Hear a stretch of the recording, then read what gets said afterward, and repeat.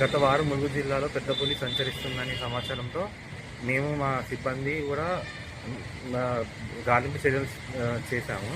అయితే 2 రోజుల క్రితం అది కొండాపూర్ ఆసరవెల్లి మీదుగా రుద్రగూడెం శివార్లో గల అడవి ప్రాంతంలో చేరుతుంది. అయితే 2 రోజులు రుద్రగూడెంలోనే అది పెద్ద పులి ఉండడం వల్ల అక్కడున్న ప్రజలు భయాందోళనకు గురయ్యారు.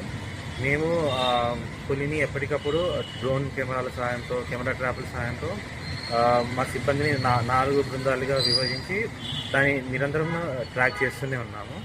అయితే ఇవాళ పొద్దున అది ఆ అడవి ప్రాంతం రుద్రగూడెం దగ్గర ఉన్న చిన్న అడవి ప్రాంతం వీడి